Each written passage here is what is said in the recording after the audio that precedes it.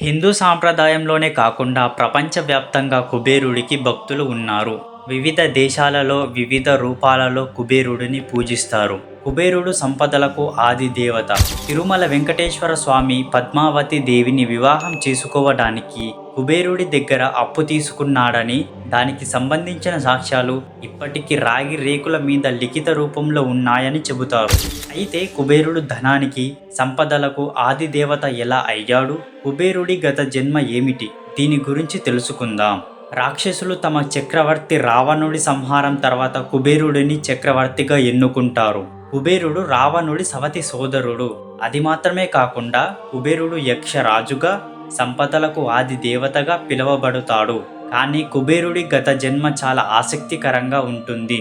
కుబేరుడు గత జన్మలో ఎంతో గొప్ప పుణ్యం చేసుకుంటే తప్ప తదుపరి జన్మలో సంపదలకి ఆది దేవత అయ్యేంత గొప్పగా జన్మించి ఉంటాడని ప్రతి ఒక్కరికి అనిపిస్తుంది. కానీ గత జన్మలో కుబేరుడు దొంగతనానికి ప్రయత్నించి మరణించిన వ్యక్తి. ఇలాంటి వ్యక్తి సంపదలకు ఆది దేవుడు ఎలా అయ్యాడంటే, పురాణాల ప్రకారం కుబేరుడు గత జన్మలో ఒక బ్రాహ్మణ కుటుంబంలో జన్మించిన వ్యక్తి. పుట్టడం బ్రాహ్మణ కుటుంబంలో అయినా చెడు సావాసాల కారణంగా జూదం ఆడేవాడు.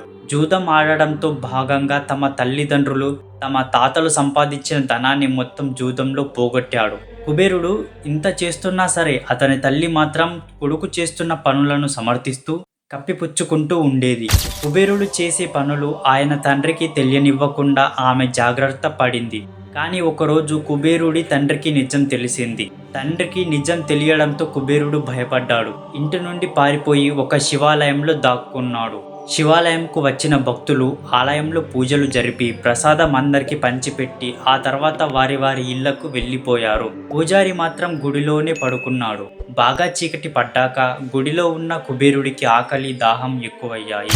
గుడిలో ప్రసాదం ఉంటే తినాలని గుడిలో దీపం వెలిగించి ఆ దీపం వెలుగులో ప్రసాదం కోసం వెతకడం మొదలుపెట్టాడు. కానీ గాలికి దీపం మళ్ళీ ఆరిపోతూనే ఉంది. కుబేరుడు దీపాన్ని మళ్ళీ వెలిగిస్తూనే ఉన్నాడు.